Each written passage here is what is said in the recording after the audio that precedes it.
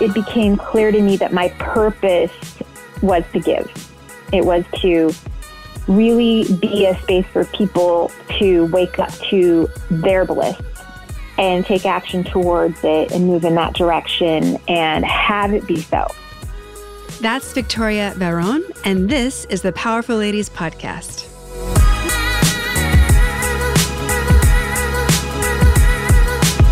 Hey guys, I'm your host, Cara Duffy, and this is the Powerful Ladies Podcast, where I invite my favorite humans, the awesome, the up to something, and the extraordinary to come and share their story. I hope that you'll be left entertained, inspired, and moved to take action towards living your most powerful life. Victoria is what you expect when you think of powerful lady. She is a mother, she's a wife, she owns a real estate company with her husband, she's the founding president of Elevate Leadership Community, and she is a co-founder of Transformational Tribe Experience. Plus, she's the president of the Porsche Club of the San Diego area. Like, what? Like, how does one person have this much time to be such a contribution to the world? Well, you're going to find out on this episode. She is one of the most amazing, compassionate, and powerful women that I've had the chance to interview on this podcast, and that's saying a lot considering who we have as amazing guests and ambassadors in the powerful ladies world.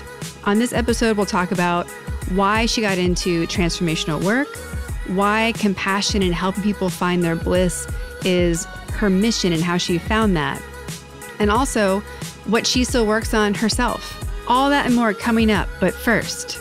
Hey guys, I'm so excited that you are here today to listen to another episode of the Powerful Ladies Podcast. It's because of you guys that we are able to exist and survive and make this great content and have these great conversations. One way that you can really help us out is to go to thepowerfulladies.com and sign up for our newsletter.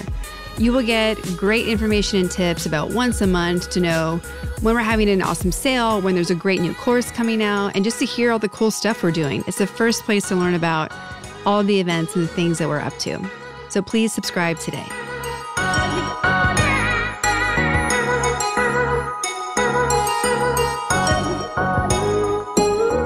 Thank you so much for being a guest on the Powerful Ladies Podcast. We're happy to have you.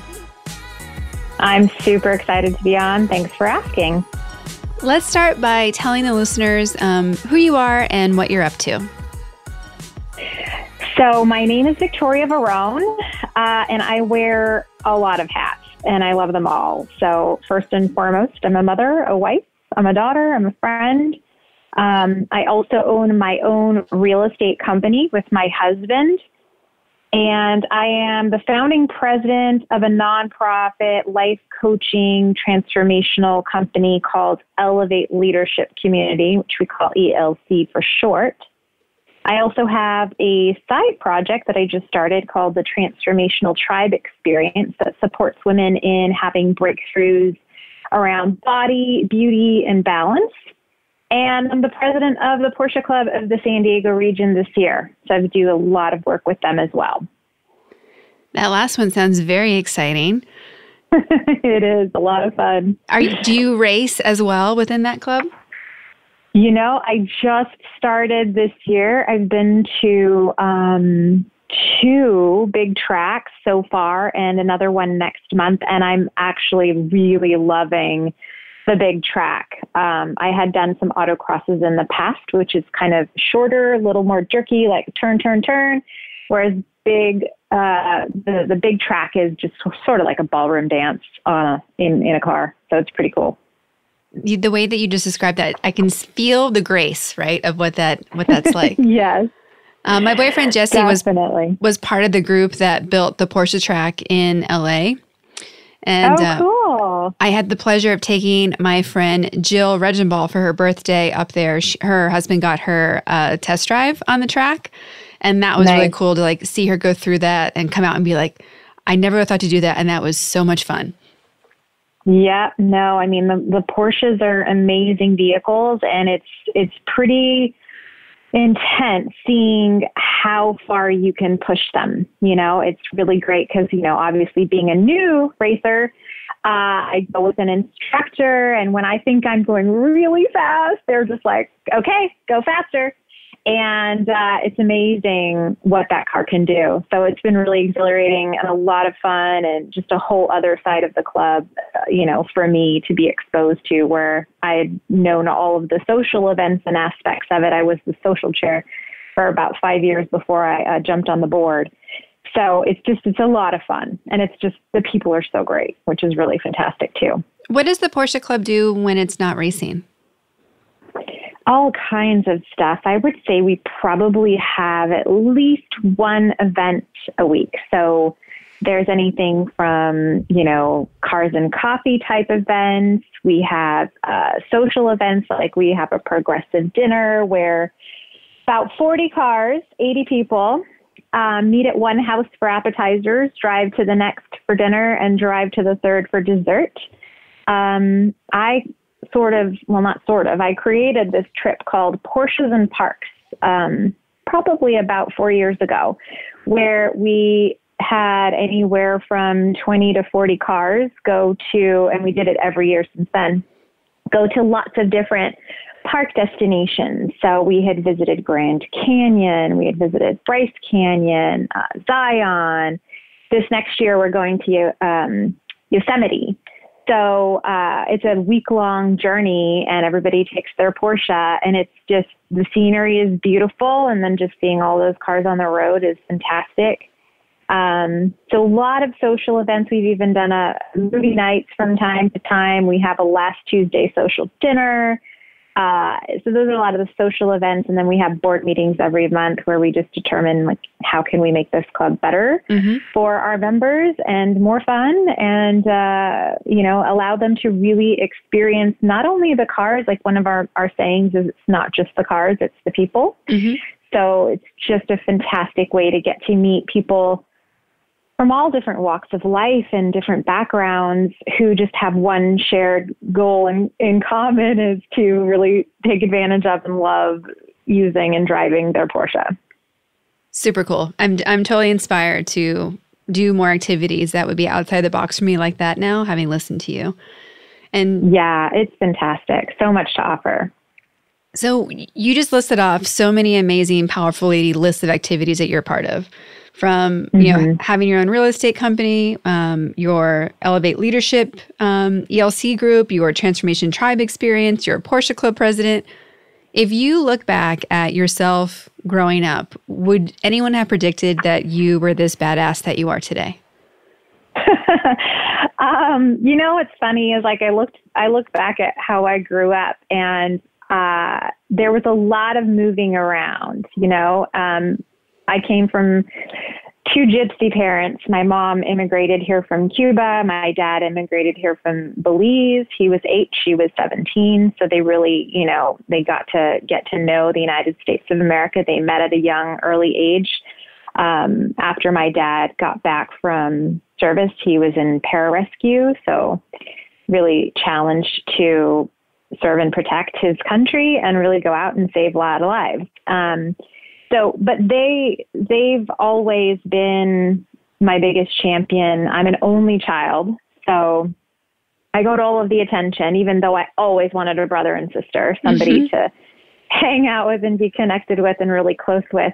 But being an only child, I think, definitely had its advantages in that they really always, put a lot of their energy and attention into me. And sometimes I felt like it was sort of tough on me in the sense that I'd get a B and my dad would be like, why didn't you get an A? But I always knew where he was coming from, and that just me being extraordinary and excellent was a big deal. He used to always tell me, you were named after Queen Victoria, so you need to, fill those shoes.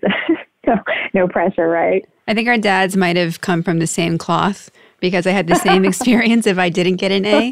And then I was named after Supergirl's name on our home planet, because my dad is a comic book nerd. Oh, and cool. Got the same speech, but not about Queen Victoria. Right. A lot of, for sure. With great power comes great responsibility conversations. Love it. No, that's really awesome. Yeah. And my dad, I've learned so much from him, and a lot of it is just inbred in me, like he is a massive lover of the world and loves to travel. We actually lived in Ghana, Africa for 3.5 years from the age when I was about 4 to 7. He worked at a steel plant in New Orleans, which is where I was born. And they were looking to open up a plant in Ghana, Africa. And we're asking for volunteers to go run that plant. And of course, the only hand in the air was his. So off to Ghana we moved, which was such an extraordinary experience in its own right, and gave me so much exposure to just different cultures and different people and the community we lived in. Even, you know, one of my best friends was from Germany. There was another girl from India that I hung out with a lot, you know, and there were just people from all over the world there.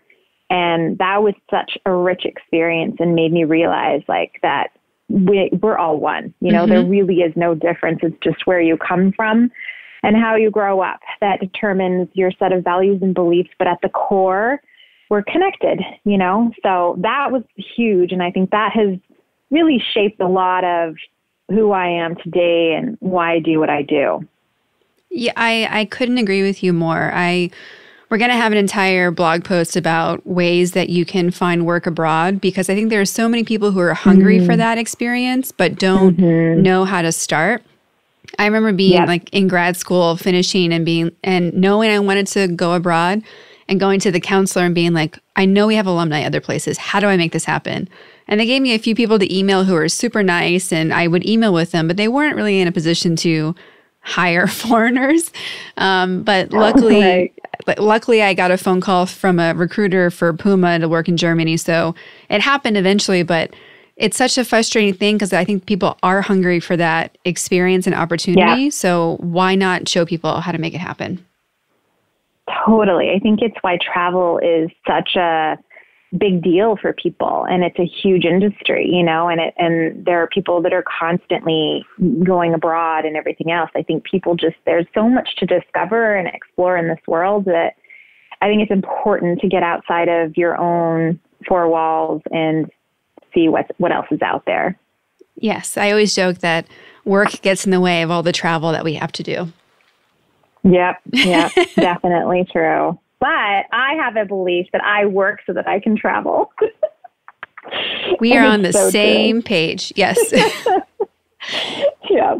Yeah. It's like, is it okay if we downsize to a studio and live in 300 square feet so we can just travel half the year? No problem. Okay. That's a current argument I'm trying to have. I'm like, we can do it. We'll be fine. I like it. We've even toyed with the idea of RVing and all of that, you know, so it's definitely a passion of mine for sure. Yeah, there's just so many, and it's also the heart of why I love this podcast, because there's so many, every person has an amazing story. And some of the coolest stories are ones that you stumble upon because of how a trip doesn't go the way it's supposed to. You know, like, and, you know, I ended up in Mongolia with two of my buddies, two Canadian guys I'm friends with, in a random car or van with a guy that spoke German and Mongolian. And I'm like, well, now I know why I lived in Germany for a little while. This wouldn't have worked otherwise.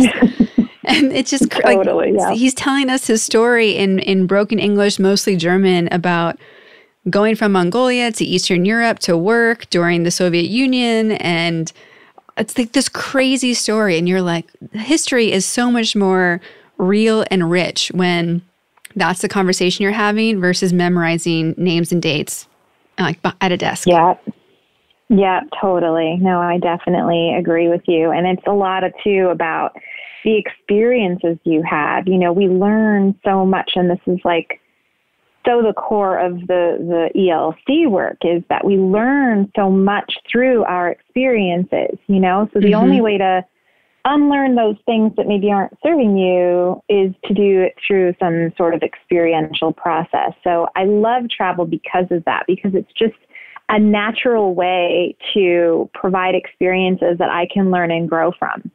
So it's beautiful. Let's talk more about the Elevate leadership. How did that begin? What does it provide people? And what have you gotten out of it? Yeah. So I did this type of work, I would say about 17 years ago. I was at a point in my life where I had recently been divorced. My daughter was 2 years old, single mom, trying to make things work. And I really knew what was next for me. Like, I knew I wanted to find a relationship that really worked with an amazing man, you know, and I called up, and actually, you know, Marnell. I do, yes. So I called up Marnell, of all people, because she was somebody that I had worked with in one of my first jobs, learned so much from her. She's a mover and a shaker, as you know. She's really connected with a lot of people. And I was calling her in the hopes that she would introduce me to some really awesome, like, you know, bachelor men who had it going on and would be different from what my pattern was in dating. Mm-hmm. And she invited me to lunch, and we sat down over lunch, and over lunch, she started to just ask me about my life in general and what I wanted and what I was looking for. And when we had that conversation, I was so inspired by the end of it. And she said, you know what? I know exactly the place for you to be.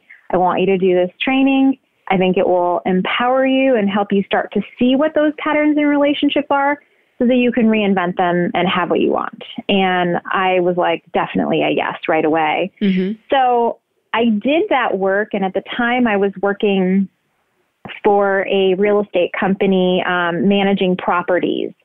And out of that work, I started to decide, you know, and it was more like a 9-to-5 kind of a big company in Southern California, but I clocked in, I sat at a desk, I helped people, I, you know, managed staff, all of that. And it was just so not inspiring at the time. So I went through this course and thinking that I was going to, you know, just find Mr. Right, and that was it. And I realized, wow, I'm not really doing what lights my fire and makes my heart smile. And I want that, you know. And I had always wanted to work in the music industry. I even interned at Virgin Records when I was in college. So I decided that I was going to pursue that. And I pretty much stalked Nederlander, which is a concert promoter, because I love live music, live theater, anything live. Like, I just think it's such a cool experience and you're moved by it. And told them that I wanted to come work there and I wanted to experience that, and ended up getting an internship there. And I worked with them for a few years, built some great relationships with people I still talk to this day. But in the process, I got a chance to see that, you know, this isn't necessarily what I want. I remember working at a venue, and a guy in the music industry came up, and I wanted to ask him questions about, you know, what he loved about it and everything else. And he said, do you love music? And I said, yeah, I do. I love it a lot. And he was like, then don't work in this industry. Oh. And it sort of made my heart drop a little bit. But the more people I talked to, the more people, they had a love for the art and for the music and live performance. But the more they worked in it, the less glamorous it got for them. And then I started to realize that where I was working currently, I was making a heck of a lot more money than the people who were, you know, my bosses and so on. So it was great because I got to see, okay, you know what? It's okay to chase my dreams and to follow what I think is my passion, and find out that maybe it's not, and still be on the hunt and be someone who is seeking what it is. Like, that I know that every door that opens leads me through a pathway, gets me closer and closer to where I'm supposed to be. So just doing that work, I came back, I volunteered, I would staff for them and, like, you know, be a small group leader. Ultimately, the person that owned the company hired me to do a lot of their enrollment coaching. So I would be coaching people on their dreams and what they wanted, their passion, all of that. And it became clear to me that my purpose was to give. It was to really be a space for people to wake up to their bliss and take action towards it and move in that direction and have it be so. Because so many times, number one, I think people don't think about what they want often enough. If they do, I think sometimes they're afraid to take action to move towards it, or they're blocked in some way. They have blinders on. They can't see what's stopping them. So to sort of shine a light on what those might be and illuminate for people the pathway and then see them manifest what they want, that's incredibly rewarding and rich for me. And it's what I love more than anything else. So when this company decided that they weren't going to provide these core trainings anymore, my daughter was actually going through the program at that time. You know, as soon as she turned 18, I was like, hey, you know this work. Let's have a conversation. And she was like, yep, I want to do it.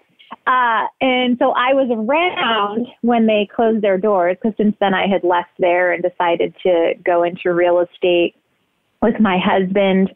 It was just a natural progression, because every time I would talk to people about what they wanted, they would say, I want a dream home. And I'd say, great, describe it to me. So it was another way for me to really help people realize what they really wanted, their dream home. But at any rate, when she turned 18, I knew it was going to be great for her and a good grounding place to come from to really, you know, produce the results she wanted. So when they said that they were no longer going to do those core trainings, I was immediately in like solution mode. How do I solve this problem? Because this work is too important, and it completely has transformed my life and the lives of so many people. So I gathered some folks together. We came up with a great idea to form a nonprofit out of it. Basically just charge what we need to cover costs and produce this work so that we could still hire the trainers who are fantastic and been doing this for, you know, tens of years, and be that vessel that really promotes people to jump in, take on their lives, and take them to the next level. So that's what we do. We do a training quarter, and it's a lot of work. And I get paid in love and joy and all of that kind of stuff. So it's really just like my good work, I call, a way I can make a difference and a stamp in this world. And it's been beautiful. People have reconciled with, you know, family members or people that they've loved and had some sort of falling out. They've created families. They've, you know, surpassed their expectations in the domain of career, or taken on careers that they never thought was possible. I mean, it's just been really rich and rewarding. And what I love about ELC in comparison to other transformational workshops that are out there are that you guys offer discounts and scholarships to the people in the community who need it the most based on their influence, which, and you can correct me, are teachers, military, first responders, and clergy. Is that the right list? Yeah, so full-time teachers, clergy, and police, and veterans. So we do offer them scholarships.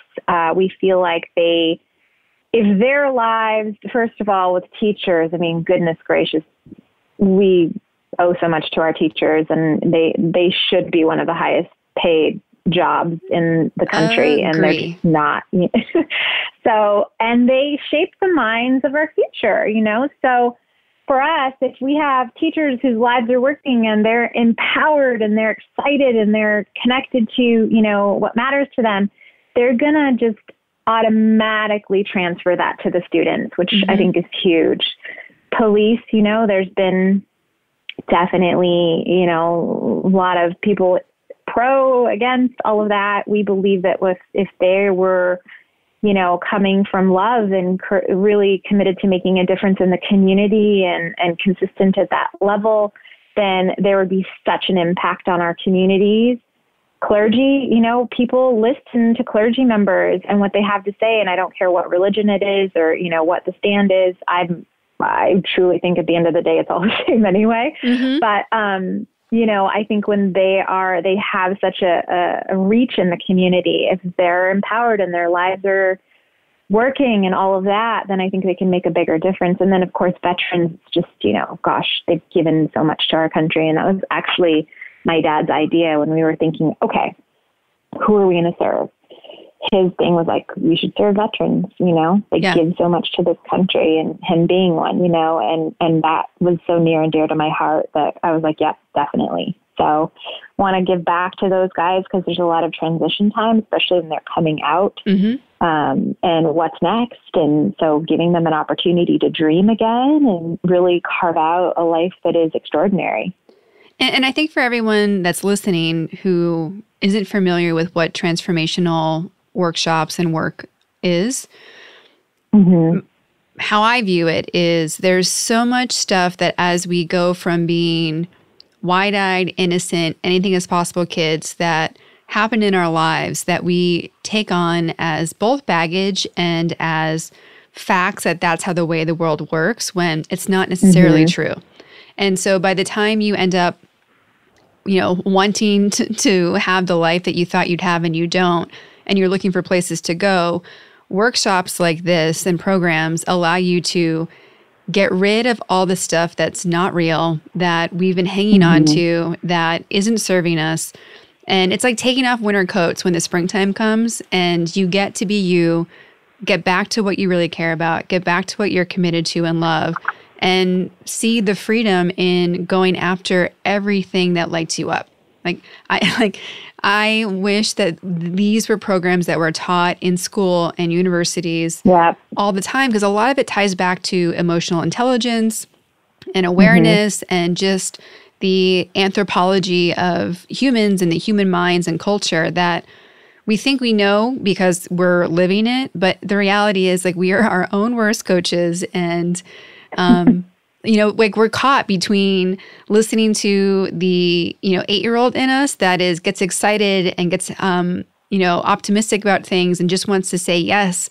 And then we get caught up behind our ego and our self-doubt, and they're in conflict most of the time as an adult. So anyone listening, agree. Go find one of these courses. Obviously, we recommend ELC. But there's different ones in your own neighborhood, and just start, because I have met some of the coolest people I know through taking, leadership, personal development programs. And I'm always impressed at who everyone else knows. Half the people that have probably been on this podcast have met through that at this point. And definitely. People who are up to things. It's who is the 5 people you spend the most time with are the ones that influence where you're going to be in 5 years. And if you can spend your time with people who are awesome and up to something and hungry for life and fired up on things, just like how you described what teachers could be like for our students, it changes everything. 100%. And I really believe more people, the whole idea of critical mass, that if more people around us were really vibrating at that level and really just lives working and coming from love versus fear and just, having things around them work and supporting people around them, that will trickle out and it'll make a huge difference in this world. And, for goodness sake, I think it's really wanted and needed right now. So many people coming from fear more than love. And I think if we can create that shift, that would be extraordinary. It would be such a game changer for just everything that we're trying to create in the world. We have enough people and enough smart people and enough power to literally change whatever we want if we all get on board. Totally. And I think, I talk to my husband about this all the time because, we're different human beings. We have different opinions. Sometimes, his views aren't necessarily mine. But I listen to him when he shares his views, and I can understand that point of view. And sometimes I can align with it and vice versa. And I think one of the biggest challenges we face just as human beings is that we don't really take the time to really just listen to each other, Completely. That alone could solve every problem in the world, every problem personally. Communication is key, not only in relationships, interpersonal relationships, but I think it's so key in every relationship. And really, how we make choices to better our environments and our community and our world. One of my favorite takeaways is being able to listen to people even when they say something like a word or a topic that might have triggered me previously, and then to also be aware of who's talking to me? Is it them, the person that's inside that comes from love, or is it the fear and ego inside of them that's talking to me right now? And like, I love the quote that behind every complaint or concern is someone's commitment. And if you can take away the layers that sound like they're complaining or sound like they're making you wrong and hear what they actually care about underneath it all, it's a game changer because it's no longer, you know, like if I take an example of this podcast, you know, people would say, like, well, there's so many competitors. Are you sure you want to do it? They weren't saying don't do it. What they were really saying was, we care about you. We want you to win. We don't want you to be heartbroken. We want this to work for you. Like all that was layered under, I don't know. It's like, okay, like if I can being able to hear what they really want me to say versus the words coming out of their mouth makes such a difference in not just hearing the people I care about, but hearing the people that at first glance, I think I'm like, I don't know, this person's kind of crazy. And then I allow them to talk and just listen. And I'm like, oh, okay. I think I can get where they're coming from. That makes sense to me. Like, let me go ask if this is what they really mean. And it allows you to have dialogue with people that you normally would, you know, brush off or walk away from or not want to engage in because of what the external voice of theirs is saying. Yeah, no, definitely. It's just listening to kind of like the between the lines, you know, listening from if you listen contextually, because there's this other quote, like the meaning of the message lies in the listener. Yes, that's great. And so when we're listening from our worldview, we're listening from our history, from our stuff, from, you know, all the things that push buttons in us and don't and all of that. So I think that's brilliant. If you can really just listen from their worldview, then that makes a huge impact in terms of how you receive the message. And a lot of messages could probably be received more effectively that way. Yes. I was listening to Oprah's Super Soul Conversations podcast the other day, and she had on Brian Katie as a guest. Byron Katie, I love her. She's amazing. Well, and my favorite takeaway from that episode was Byron Katie said that defense is the first act of war. And, you know, Oprah got triggered like, well, what do you mean? Like, I defend all the girls in Africa that go to my school. I defend these people. And she's like, no. Like, you do want to stand up for and protect and be a voice for the things you care about. But protecting is totally different than defending.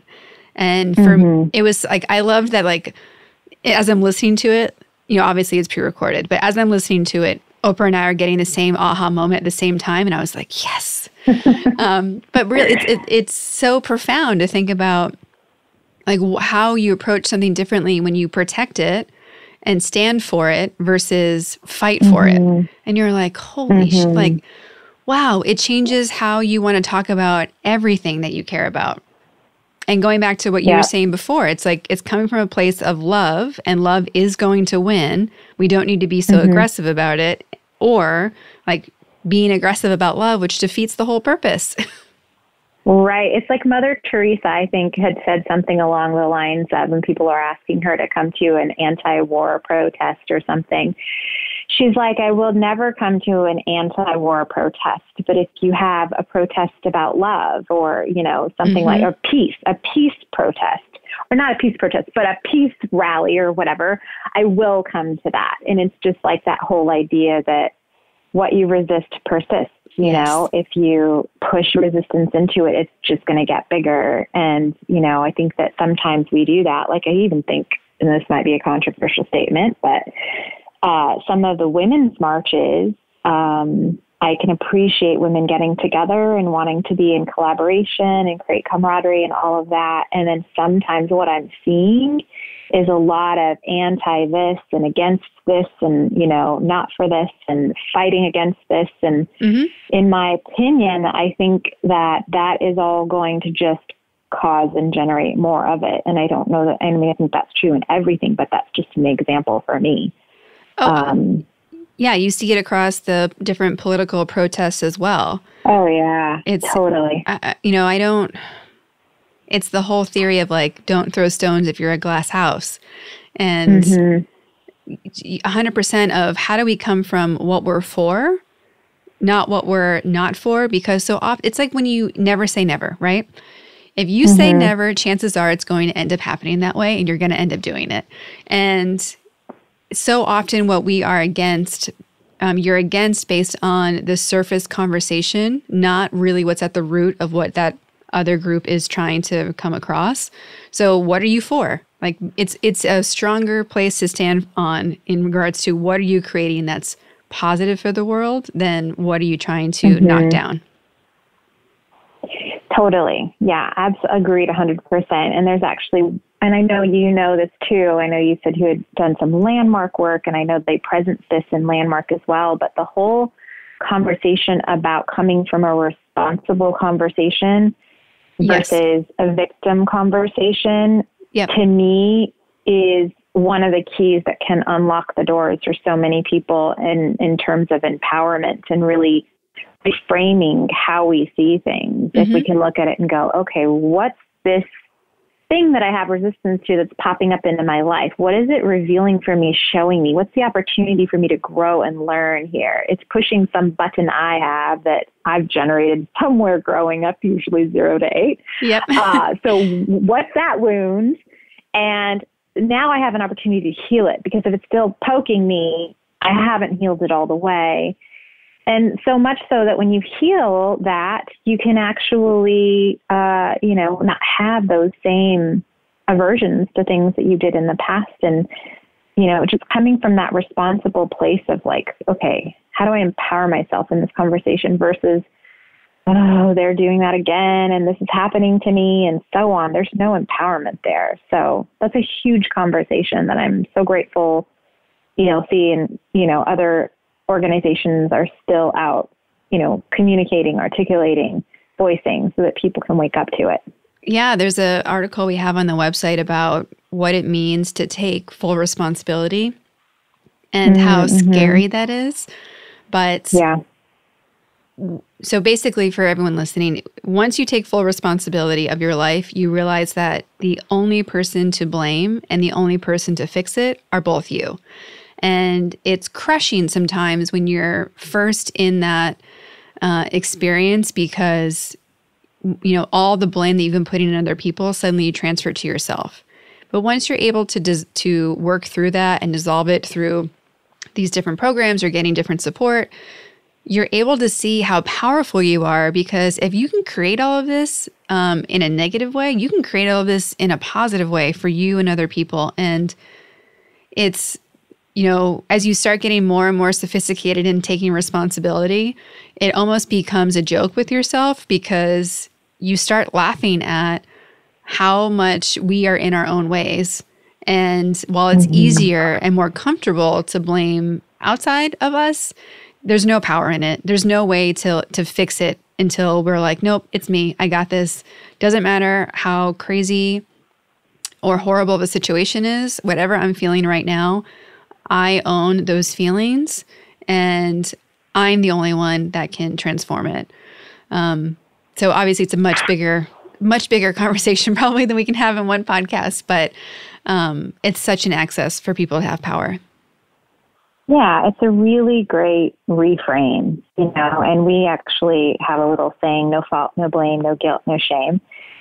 So we have a little bit of a different twist on responsible. It's like, not blaming others and not blaming yourself. Because how many times do we take, the blame for things and then let ourselves go down a spiral and beat ourselves up about things. And then you're a victim to yourself, know. But great point. If you can really let that go and say, okay, I don't get to blame anyone. I don't get to blame myself. There's no fault here. If this happened perfectly on cue for an opportunity for me to grow, what is that? And then you reframe the way you're interpreting the situation, because that's the only thing you have power on is how you interpret it, right? Then you can move forward and really have just a different feeling, a different experience about it. You can take different action that is forwarding and serves you and those around you. So when we were first talking about ELC, you mentioned that you first reached out to Marnell to find an amazing partner out there. Yep. And you did find him. So how did you find him, and how did that come up in parallel to ELC getting created to what it is today? Well, I did a lot of work. So I realized it wasn't about them over there, you know, it was more what's going on over here, and that I had a pattern. And my pattern came from good old dad who, you got a B, why didn't you get an A, right? So I made up as a child, like, nothing I ever do is enough, right? That was my internal conversation. So it was really like, I'm not good enough. And so I would either attract men who would make me write about that, or I would attract men that didn't have life working and stuff. And then I did. And so like, I even dated a guy who, you know, moved in after like a week and a half because he didn't really have a place to be. So I would take care of them and try to, you know, I'd be a 3 grower, right? Like they're a 3, but I can grow them into a 10, by golly. So I would do that, and then it made me feel superior and like I was good enough, and I was, you know, making a difference and all of that. So through a lot of deep soul searching and a lot of work, I mean, I did Alison Armstrong's PAX trainings that talk about understanding men and the distinctions between men and women, and why they do what they do and how completely out of sync we are. I started to listen men in a different way, and I started to gain confidence in who I am and what I have to offer, and had a major breakthrough through the trainings that I did about, you know, my own self-worth and my value and what I can contribute. That, you know, just when all of that happened, bang, it was like a magnet. And I attracted this amazing man who, you know, could teach me things and I could teach him things. And I feel like we're so on the same, like, pedestal together, you know, like, and we really do co-create a ton together, you know, and it's been easy and empowering and loving and compassionate and so incredible. So that's just another reason I love doing the work I do. And, you know, with Transformational Tribe Experience, we even have a whole segment there that is designated to talk about relationships and how men and women are distinct. And, you know, whether you're in a heterosexual relationship or not, there are going to be men in our lives. And so it's the same across the board, you know, your fathers, your sons, all of that kind of stuff, your friends. So that's a major message that I love getting out there. And I love coaching relationship with people because it was such an eye opener and an aha for me that I want to give that away. Yeah. And are you guys partners in your businesses together? We are partners in real estate. And then ELC, I'm the founding president of the board, and I have a board of directors. He's not a board of director, but he's like the, what do you call it? The brains behind the brawn. Or yeah. He's always given me great ideas, and we've implemented so many of his ideas. And he's just been such a contribution that, you know, it feels like we're in partnership there too, but technically no. But in real estate, yes, absolutely. And he and I plan we do all of our Porsche adventures together. I mean, it's really nice because we both work in real estate and we don't really have a brick and mortar. We work from home, which gives us more flexibility to really, you know, reach out and do what we do in excellence, and then have time to focus on other projects as well. So we do a lot together, and sometimes people look at us and say, I don't know how you guys are not at each other's throats, you know, because why couldn't do that?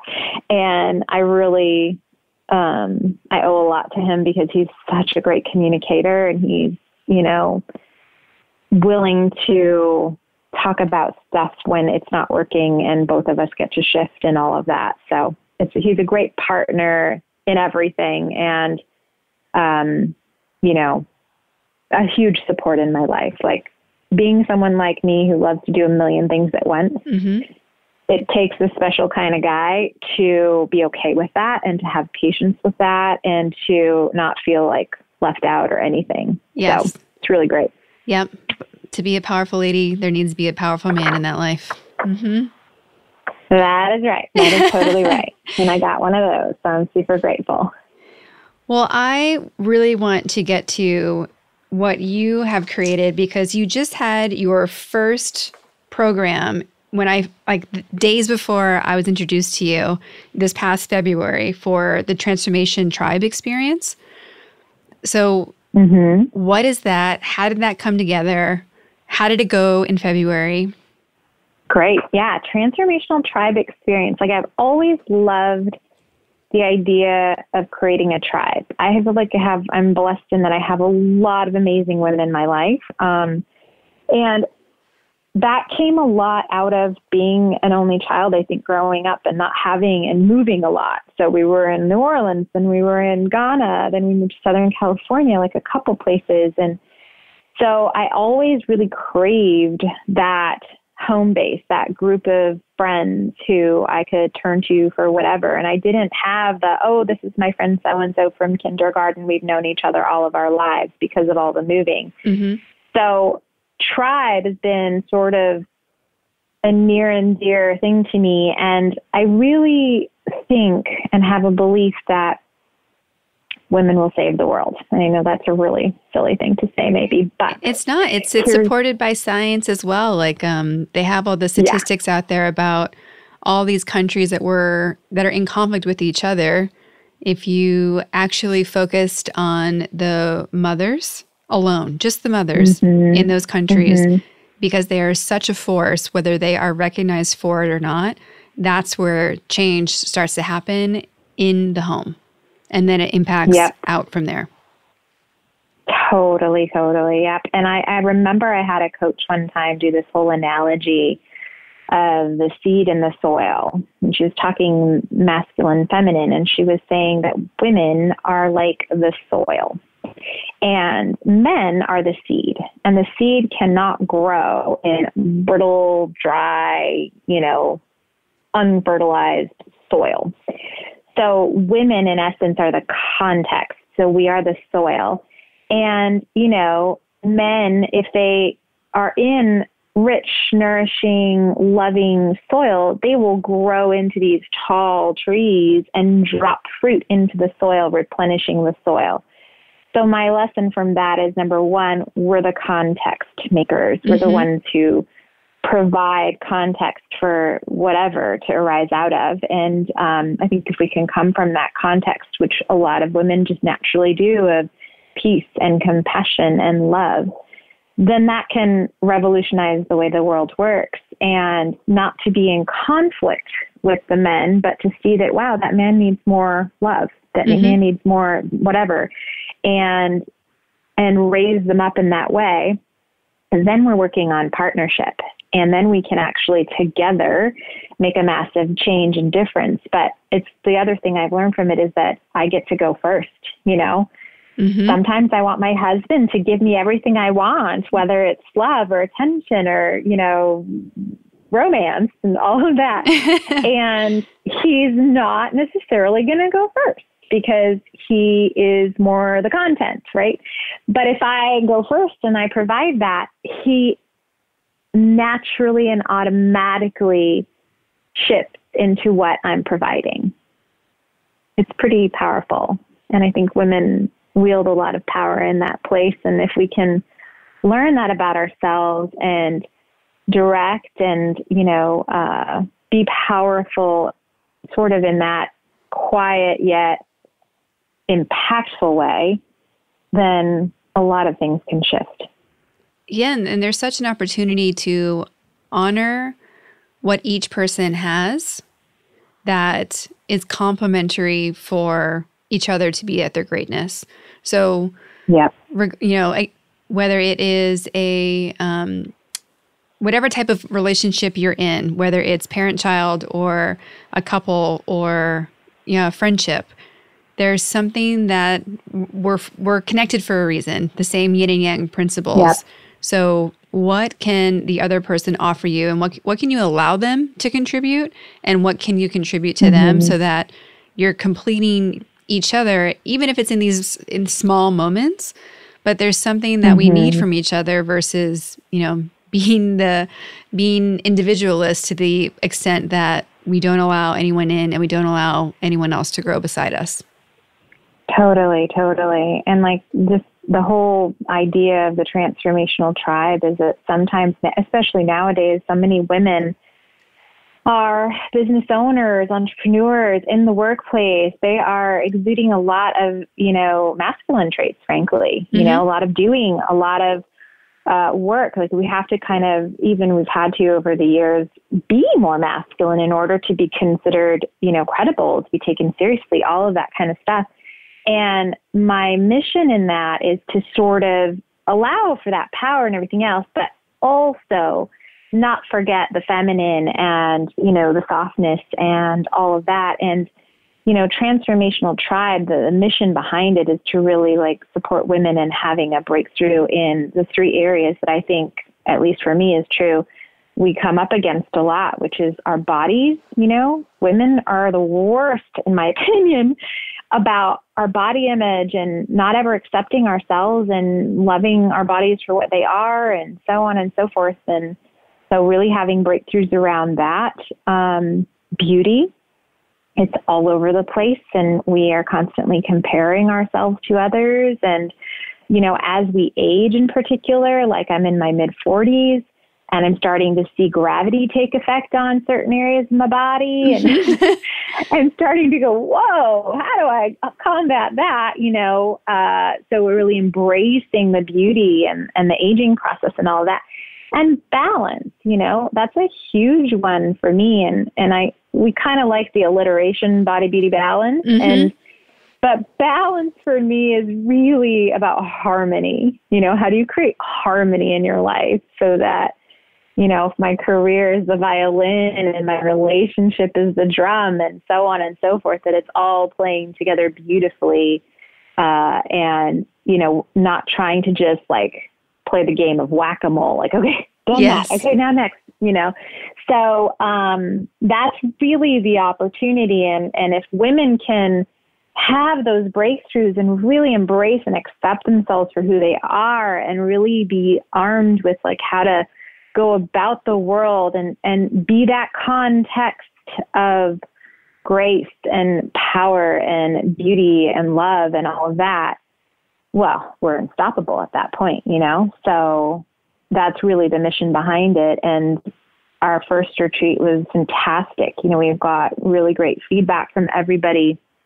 Sunday was beautiful. We did a Friday night, Saturday, Sunday, and, we had sound bath on Friday night after doing a lot of conversation. We started Saturday and Sunday with, yoga, but more like yin yoga, not necessarily fast and furious yoga, to get grounded. And we had great conversations around the body and what is your interpretation and where does that come from? And then ways to shift out of it. We even did some hands-on stuff and we had a cacao ceremony with the shaman on Saturday night, which was really cool. Some men came in and did a lot of stage clearing for us. And then we had a cacao ceremony, which basically in essence is this really rich cacao, which is like chocolate milk basically. But, we all sat around, we drank the cacao because the cacao has so many antioxidant properties and supposed to really open the heart and allow you to express emotions and feel emotions. And, at first we were kind of okay, well, we're drinking chocolate and that's all fine. And then all of a sudden the conversations shifted and we got deeper and we were all just sitting in this living room and, for an hour and a half talking at a deep level about so many things. And it was just so beautiful. It's like the movie Sunday, Chocolat. Oh, yes. I'm sure there's a lot of, totally. I love that movie. It's one of my top 5 favorites, but they believe in the power of cacao. And I'm like, yes. They were on to something. So yes, absolutely. And Sunday was like more learning, more expanding, and we pampered them. So they had one-on-one services. They had makeovers by a makeup artist who works in the entertainment industry. They got massage. They got Reiki, like a sound healing one-on-one. So many amazing things. So it was beautiful at the end that all these women were sitting in the circle and looked gorgeous, felt gorgeous, were excited and grounded and like ready to take on the world. So it was beautiful. And we're so looking forward to continuing that and really having it be just, more and more and all of that. So it was awesome. I'm really excited to get to go to a future one. How often are you guys going to have these weekends? We're doing 2 more this year. So one is going to be on Friday, June 21st through the 23rd.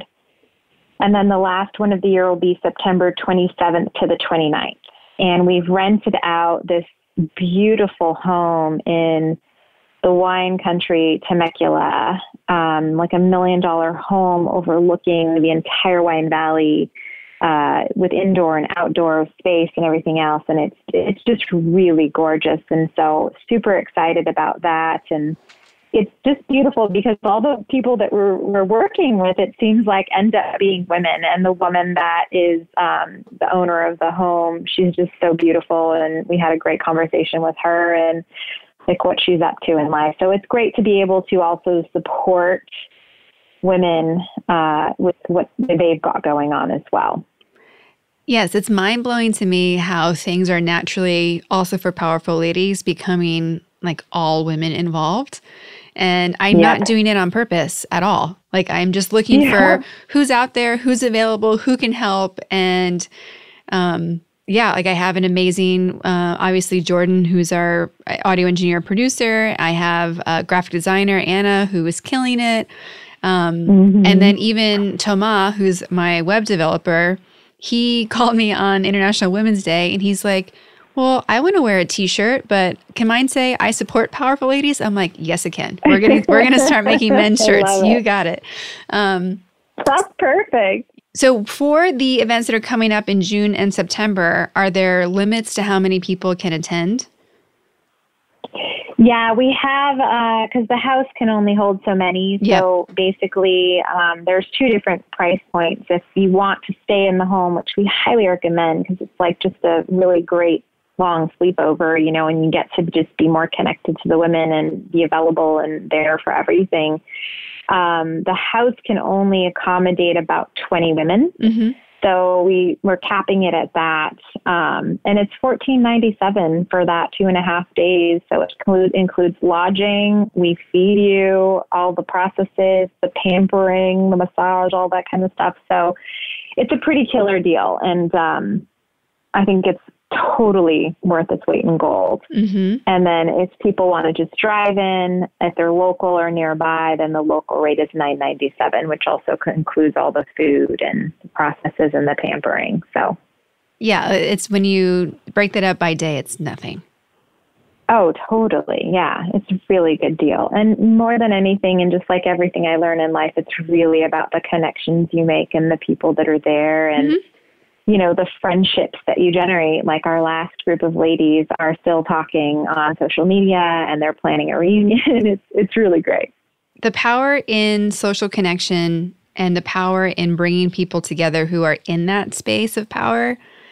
Like I love seeing how that starts growing. Like one of my favorite things about our campaign on International Women's Day is seeing the women who don't know each other like chatting back and forth and connecting and giving each other, emoji high fives and everything else. And to think about all these women from different eras of my life that are around the world. And now they're finding other people that they adore. Like I adore them all. Like that lit me up. Yeah. So totally. Yeah, I totally get it. Yeah. So you're obviously in a place now where you are probably usually feeling powerful and you get to see power in other people and generate that and be the cause of it. Like when people hear your story and they're like, okay, well, she sounds perfect. What are the areas of your life besides, finding the right guy for you that you really feel like you've had victory over through your own journey? Definitely relationship. That was huge, but more relationship too with myself. Mm-hmm. I was the person who was always trying to please the guy or, be. So what I've really woken up to is that like how I look had been so important to me, and collecting accolades and awards and things like that growing up, even as a young girl, was super important because then that's how I felt like I was valuable. Mm-hmm. So really breaking free from all of that and constantly challenging myself to let go of that feeling that I need to look a certain way or be credible. I've realized lately I've been having great, deep conversations with my partner in Transformation Tribe, Mary Kay, and, we do the work consistently. We're always working with each other. And one of the things I realized that, wow, it's really important for me to be credible. Like, this is why I work so hard and I try to do an excellent job at everything, because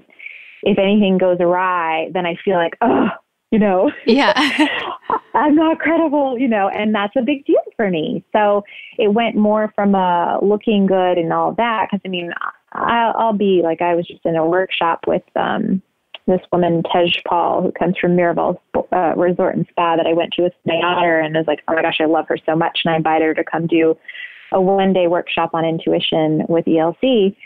And I was like, I'm not really understanding this part. She's like, okay, get up, come over here. And I'm like, oh.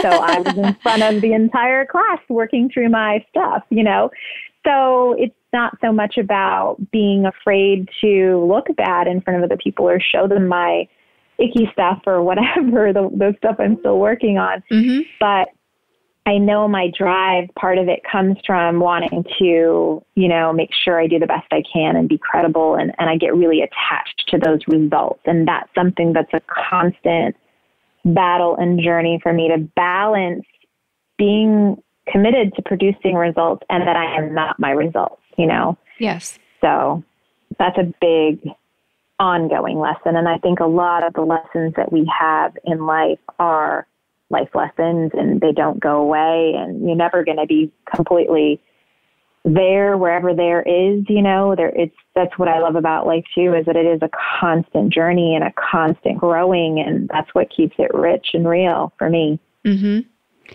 When you are having a day where you aren't feeling your best, what are things that you do to get yourself back on track? Mostly, yoga. I have a in and out relationship with yoga. I'm always wanting to stay in it forever and ever. And then life likes and gets busy. And then I start to realize, oh my gosh, I haven't done yoga in like a month. I need to go back. So yep. That really helps ground me and center me. And, just anything that can get you out of your head and into your body, I think is tremendous, because I can be real in my head a lot. But I try to start my day with 20 things I'm grateful for, which is a long list. Yes. But I really challenge myself to come up with it, because I always do come up with it. And I think setting that tone for your day helps you not have as many bad days. But yoga, or I'll pick up the phone and call one of my tribe and be like, okay, here's what's going on. I feel, especially in my mid-40s, there are some days where I'm just like, man, I don't feel happy right now. And I don't know why I don't feel happy, but I just feel kind of yuck, Mm-hmm. And so I'll pick up the phone, or I'll talk to my husband, or I'll go do yoga. Or sometimes I just accept it for what it is and go, you know what? Today's just going to be a day that it's not awesome. It's going to just be a day where I give myself a breather, and I'm okay with, where I am. Because again, if I'm resisting that, well, it isn't going anywhere. So surrendering to it, pausing for peace and just allowing myself to be whatever I'm being, allows it to lift a lot quicker than if I'm upset about it or trying to change it. Yeah, and it's okay to have one of those days. It's okay to have a day where Totally. you need to focus on restoring yourself and slowing down. Yep. With everything that you have going on and, you know, being a wife and a mom and responsible for all these different organizations, how do you set up your day in regards to time and schedule so that you fulfill all the areas of your life that you're committed to? You know, it's less for me about a rigorous schedule because that's almost impossible because things get blown at me, you know, or like I just have things pop up that are unexpected. One of the things I try to do that I find has served me tremendously is the whole idea of touching things once. Mm-hmm. So if something comes my way, if somebody calls, instead of going, oh, I'll call them back later, I pick up the phone and I call them now. If a task comes my way that I know I can knock out right away, I knock it out right away. Because it's almost like any of those things that are lingering or incomplete take up space in my head. Yes. And yes. I want to close those loops as quickly as I can so that I can move it out of my head and then have space or something new to show up. So I try to touch it once as much as possible. And if there's not an opportunity to do that, or it is something that needs to happen later, I calendar it. I put everything in my calendar, and I will say that if my calendar ever disappeared, I would be like, oh my God, I don't know what to do. But for the most part, luckily with the cloud and everything else, it's always there, you know? But yeah, I just calendar things that are important just so that I don't forget because I do have a lot of balls in the air. But yeah, that whole idea of just touching things once has been a lifesaver for me. Yeah, I think that's a great tip, especially when it comes to emails and texts and phone calls. Yep. I've taken up the habit of not opening text messages unless I know I can respond in that moment. Mm-hmm. Like so often we're curious, like I'll just peek, and it's like, no. Like don't even bother peeking unless you know that you can complete the circle. So I had a friend horrified that I had like 57 text messages that weren't read. And I'm like, yeah, but like, this is me actually honoring the communication because when I sit down, I can go through them all pretty quickly versus opening it and never responding. It'll go into a black hole. It's different for different people because like it gives me a sense of peace when I don't have any text messages or when my inbox has only like 10 emails in it, things like that. Like that's like, I get rid of it. Like I touch it and I get rid of it, you know, but I get what you're saying because it's so important. Like if you can't respond in that moment, and sometimes I am guilty of that, like opening things and I'm at dinner with my husband and I get something and I'm like, oh, I got to respond, you know? So, and I think that's a whole thing. We're so response prone. So kudos to you for being able to put that aside and let it accumulate and then handle it when you have the time. I think that's a great practice and a tip I will take from you. Well, and I think it's helpful now that we have like all the smartwatches also. Like I have a Fitbit, so I'll get like the brief text message, like initial couple of words. So I can know pretty quickly, like this is it now or this can be a later. And so that helps. And I'm a big believer also in deleting things right away. I remember when I first started working and email was still relatively new, that everyone was so concerned that you had to save everything. And I now adopt the strategy of like respond, save it to an actual folder, either in the cloud or on your computer, or you delete it. Like there's nothing that I need in there. And in the event there would be something crazy, like a lawsuit, guess what? There are people who are trained how to data mine and find it. And it doesn't need to be me. Because I'm very curious what's going to happen with old data recycling and purging systems that we're going to need because we just have so much digital junk now. Yep. But we'll see. We'll let Wally figure that one out.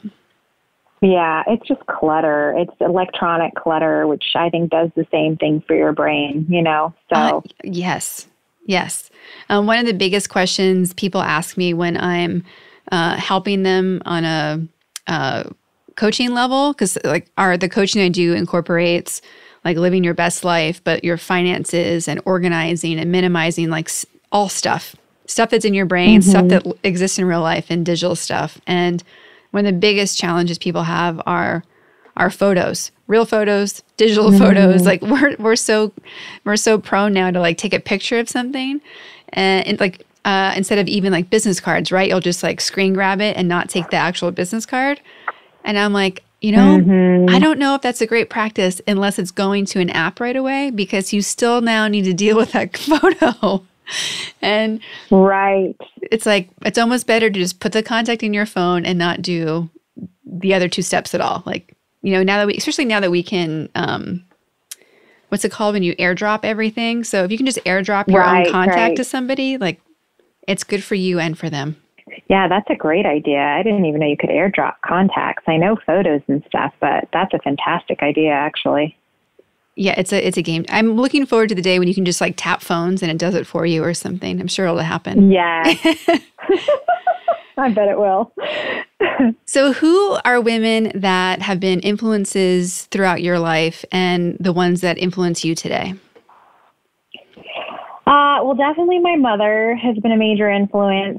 She, I think, has taught me a lot about being compassionate, caring about others. She's a massive giver. And she is powerful. Like she can just hold a lot. And I've learned a lot of that from her. And so she's somebody that I so appreciate and I'm so grateful to have in my life, to look up to. Other women, I think, like you mentioned Byron Katie, I love the work she does. I love the compassion that she brings to the table, and like her process, the work. I don't know if you're even familiar. She did a little bit of it on that Super Soul Sunday because I did listen to that. I think it was a replay, but I've heard it a long time ago. But the questions and the reframing, it's a lot of what we were talking about earlier about really asking yourself, is that thought true? Yeah. Can I absolutely say it's true? What do I think, feel? How do I react when I believe that thought? And who would I be without that thought? And then reframing the thought to have it work for you. That simple process that doesn't take very long can revolutionize so many things in your life that may not be working right now. So I love that work that she does. And I love Marianne Williamson. I think she's such a champion for love, and I've looked up to her work and really find her to be someone super credible and that I align with in so many ways, and really stand behind. I know she's running for president right now. Yeah. It's so funny. I told my husband, I'm going to vote for her. And he was like, wait a minute. And then he started to point out a lot of things. And I was like, okay, well, I'm going to think about it. Well, it's exciting. It's exciting when Yeah. somebody who comes from that place wants to go into that arena, which is so usually not about love. Yeah, and, totally. I have a group of my girlfriends and I were reading a book in A Course in Miracles together. And we read her book because we're like, okay, this is going to take us forever. Like, how do we keep the energy and momentum going as we're reading this? So we read her book and we're reading others, but you don't think of people who are so compassionate about people and the world wanting to step into that role. And I almost can't imagine what it would be like if that's who is leading any country, including ours. Yeah. Like what? Totally. What would happen if that was going on? Because there's nothing selfish in that space. Yeah, definitely. She just has a way about her, and she's very intelligent. I mean, I think she's one of the smartest people I've heard. So, it'll be interesting to see what evolves from that. So she's a big one. And then Esther Hicks is somebody that I also really value what her messages. I don't know that I believe how it came because she channels, through Abraham and so on.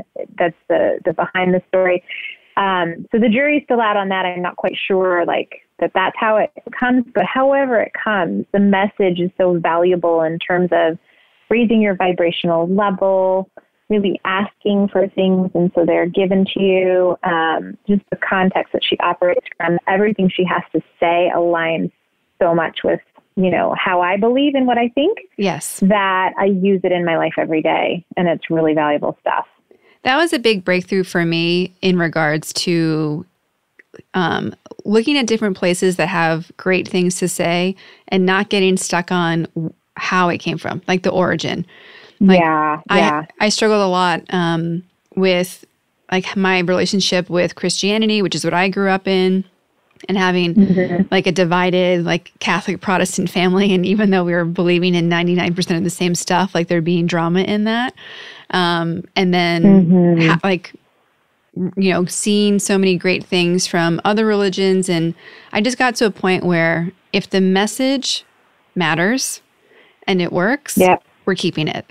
And there's so many great messages across the board from all religions, from speakers, from, everyday humans and the wisdom that they have to share, that we just need to be capturing the wisdom and not worrying so much about all the other noise around it. So totally agree with, taking the message that Esther has and not getting lost in how she's getting it. Totally, yeah. And it could very well be true. I'm not opposed to it being true, but, some part of me is a little scientific and well, I don't know, is it really true? And, but either way, it's all good. And at the end of the day, the golden rule is it for me, do unto others as you would have them do unto you. And do unto yourself as you would have you unto others too, I think is huge because I'll certainly do for others a lot more than I do for myself sometimes. So always, sometimes it's a bit of a reverse for me, but I think overall, if we could just love one another and open up our hearts to one another and look for the similarities more than the differences, we'd be well ahead of the game. Completely agree. We ask everybody on the show where you think you land on the Powerful Lady scale. 0 being average everyday human and 10 being super powerful lady. Where do you feel today? Where do you feel on average? Today I would feel I'm a 9. Excellent. I think I am someone who definitely thinks of others a lot and really about big thinking and how to make this world a better place. And I'm actively involved in ways to do so. So I think that's kind of where I would rate myself. I don't want to cut myself short. I think it's important to have confidence. Yeah. And there's always room to grow. There's always the next level. So I don't ever think I'm a 10. I think there's always places to be. I will act like I'm a 10 and know that I've got always room to grow. Mm-hmm. And then on average, I would say I'm probably an 8 or a 9 on average.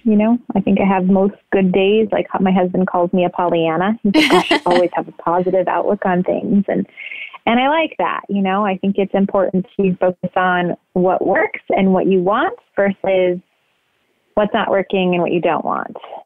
So if you can choose to be positive, why not choose positive? Totally. And that's the beauty of this world and life, and is we are in constant choice. The power of choice is so grand. And just realizing that you have a choice moment to moment about how you interpret things and how you want to be in the world, I think that's such a valuable thing to know about ourselves. Mm-hmm. How has your opinion on being a powerful woman changed or been enhanced as you've been raising your daughter? Oh, man. That was a major game changer for me, having my daughter. She is the thing that I love the most in this world. And, having her and learning about myself as I taught her the ways of the world, absolutely reinforced me and my growth, and, you know, allowed me to take challenges and steps forward, because if I'm asking her to do certain things, you know, that saying, kids will listen more to what you do than what you say. Yeah. So being that strength and that space of educating her in that way has been tremendous. And we hit some major road bumps on the way when she was 16. You know, she got into some really bad drugs, and that was a major pivotal point in my life where I sort of got really scared and was really coming from fear in a very powerful way. And at one point in that journey, I sort of had to let go and let God. And I had to trust that everything I've taught her along the way is in her. And the more I resist this, the bigger it's going to get, you know. And I was completely wrapped up in it and losing sight of myself. And when I surrendered to what is and loved her unconditionally and started to take care of myself, boom, she shifted and has been rock solid ever since. And we see each other every Wednesday and have lunch together, and we have deep talks. And, you know, she's like one of my best friends right now. And how cool. I'm so grateful for that growth and that relationship. It's been tremendous. Well, and that reminds me of why it's so important that we, you know, have some systems in place in the world, not just, you know, here in the US, to help catch people that go through those moments, because, you know, you're an amazing mom. You're up to amazing things, and you still, you know, had that as a road bump, right? Like, it's totally. There's a misconception that people go through things because of who their parents are. And yes, there is elements of that. And you can have the best parents in the world and still make bad choices. Like, that's just the way it is. So, you know, I've met a couple of parents through some of these different workshops who were there to be free of worrying about their kids every day because their kids had run away or had issues with addiction, and they were blaming themselves so much for what they could have done differently. And, you know, to see them realize that they've done everything they can and love them as much as they can, and they now need to rely on the greater community and, you know, God and the universe to help them on this. It was it was so big to witness that moment of realization and to see them realize, okay, you know, like one woman was like, if I can't rescue my child, I'm going to go rescue another one. Yeah. And to see her pivot into like finding her purpose that way was just really moving and powerful. So I'm so thankful that it's worked out with your daughter, and she, you know, snapped out of that and is where she is today. Yeah. Oh gosh, me too. Like, no joke. And it's beautiful because, like, even when we have lunches and stuff, like, can I ask you a question about that time? And she'll be like, yeah, you know, and she's so open and authentic with me and honest about it. And, you know, we've had those deep conversations of like, what do you think got you there? Like, what do you think had you do that? And, you know, and it's just, we've just had such great deep conversations that have been growth for both of us, you know. So it's been really awesome. For women who are listening, who either are looking to find a development program like ELC or looking to start their own company and knowing that their passion is impacting other people in some great way, how would you recommend they start? Definitely. I mean, look, obviously I'm open arms to anyone who wants to do this work. I mean, we have people who fly in. We had a lady fly in, I think she was from Berlin. She came from Berlin to do the last ELC training course. But I would definitely recommend taking a look at our website. It's a pretty simple, standard landing page, but you can sign up for a discovery call there. And it's leadershipcommunity.com. Or if you're looking for a network of women and the Transformational Tribe speaks to you, it's pretty simple too, transformationaltribe.com.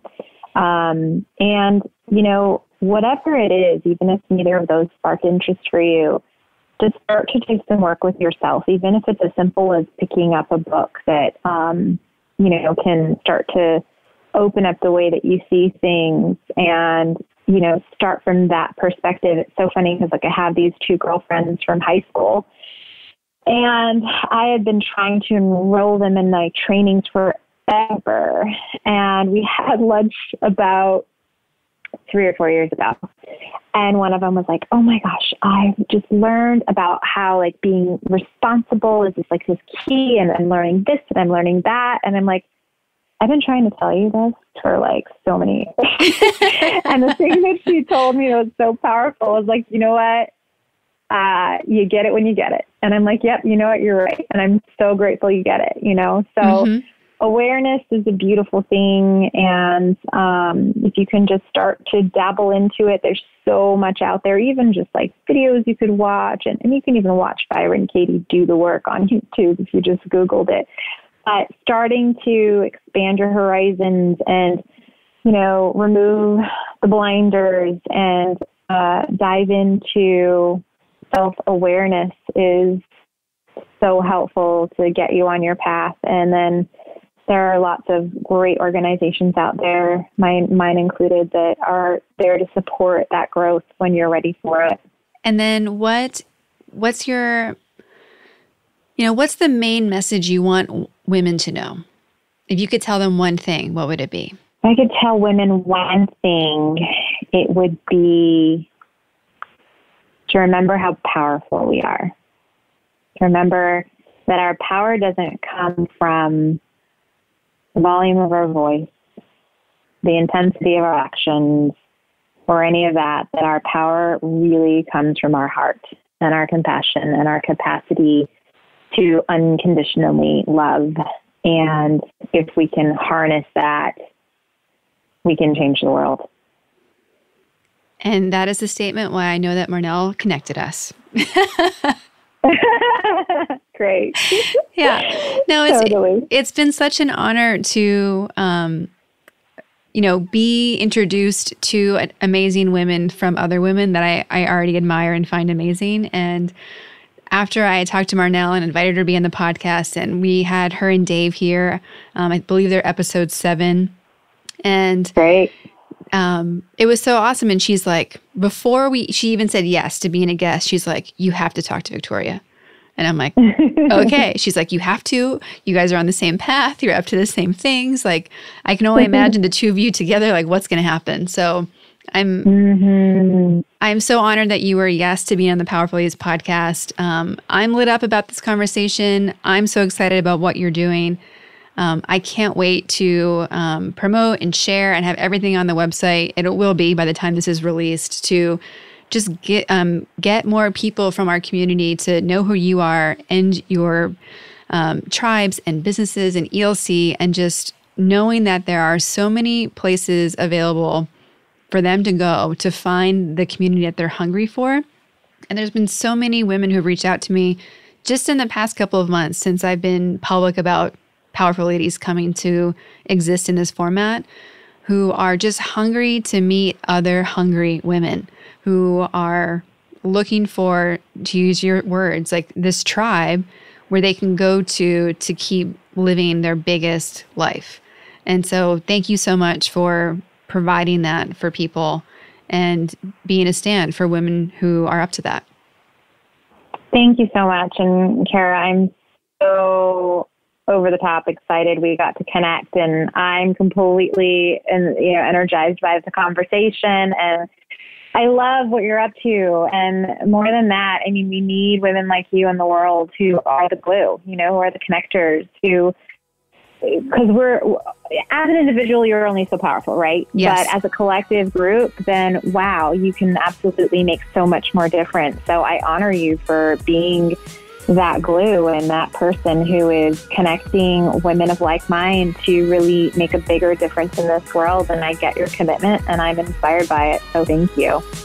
My pleasure. My pleasure.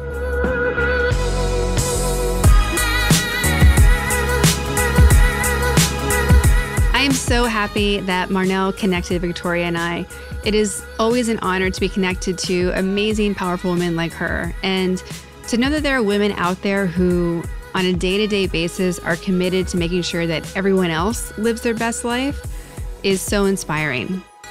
There are so many ways that you can connect and support her with all the amazing things that she has going on. We definitely recommend you check out some courses and workshops at Elevated Leadership Community, which you can find on Facebook and also at elevatedleadershipcommunity.com. And you should 100% see if you can still book a place for the next Transformational Tribe Experience. You can sign up at transformationaltribe.com. And of course, you can follow Victoria on Instagram at VickyMo17. The same handle is at Twitter. You can find her on LinkedIn, Victoria Varon. And you can even email her, victoriavaron@gmail.com. If you'd like to support the work that we're doing here at Powerful Ladies, there's a couple of ways you can do that. Subscribe to the podcast on Apple Podcasts, Stitcher, Google Play, or anywhere you listen to podcasts. Leave a review on any of these platforms. Share the show with all the powerful ladies and gentlemen in your life. Join our Patreon account. Check out the website, thepowerfulladies.com, to hear more inspiring stories, get practical tools to be your most powerful, get 15% off your first order in the Powerful Ladies shop, or donate to the Powerful Ladies One Day of Giving campaign. And of course, follow us on Instagram at Powerful Ladies. For show notes and to get the links to the books, podcasts, and people we talk about, go to thepowerfulladies.com. I'd like to thank our producer, composer, and audio engineer, Jordan Duffy. She's one of the first female audio engineers in the podcasting world, if not the first. And she also happens to be the best. We're very lucky to have her. She's a powerful lady in her own right. In addition to taking over the podcasting world, she's a singer-songwriter working on her next album, and she's one of my sisters. So it's amazing to be creating this with her, and I'm so thankful that she finds time in her crazy busy schedule to make this happen. It's a testament to her belief in what we're creating through Powerful Ladies, and I'm honored that she shares my vision. Thank you all so much for listening. We'll be back next week with a brand new episode. I can't wait for you to hear it. Until then, I hope you're taking on being powerful in your life. Go be awesome and up to something you love.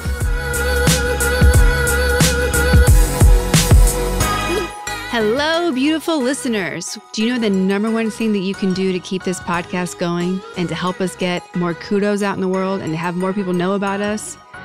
Go right now to your favorite place to listen to podcasts. Apple Podcasts, Stitcher, Spotify, TuneIn. I mean, holy smokes, there's a million right now. But I need you to subscribe and I need you to rate us and I need you to leave a comment about how much you love it.